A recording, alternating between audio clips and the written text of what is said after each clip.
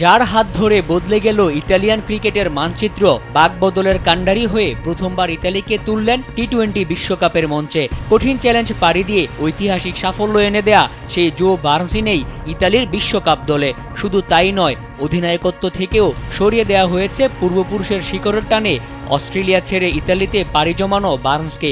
কিন্তু কেন এমন সিদ্ধান্ত নিল ইতালিয়ান ক্রিকেট ফেডারেশন? মূলত প্রাপ্যতা ও চুক্তি সংক্রান্ত আলোচনায় চূড়ান্ত সমঝোতা না হওয়ায় সাবেক এই অস্ট্রেলিয়ানকে বিশ্বকাপ স্কোয়াডের বাইরে রাখার সিদ্ধান্ত নিয়েছে ফেডারেশন। 2026 টি-20 বিশ্বকাপ সামনে রেখে ইউরোপের উপ-আঞ্চলিক ও আঞ্চলিক বাছাই পর্বে খেলেন বার্নস। ইতালির টি-20 বিশ্বকাপে খেলার টিকিট নিশ্চিত করায় গুরুত্বপূর্ণ ভূমিকা রাখেন ডানহাতি ওপেনার।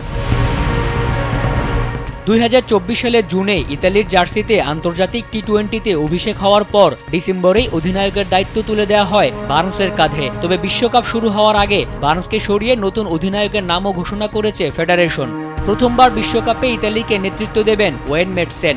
আগামী বছরের 9 ফেব্রুয়ারি কলকাতায় বাংলাদেশের বিপক্ষে ম্যাচ দিয়ে টি-20 বিশ্বকাপ অভিযান শুরু করবে ইতালি। সি গ্রুপে বাকি 3 প্রতিপক্ষ ইংল্যান্ড, ওয়েস্ট ইন্ডিজ ও নেপাল। তবে বিশ্বকাপের আগে বার্নসকে নেয়া ফেডারেশনের এমন সিদ্ধান্ত দলে কোনো প্রভাব ফেলে কিনা সেটাই এখন দেখার অপেক্ষা। মোহাম্মদ মাসুম, কালবেলা।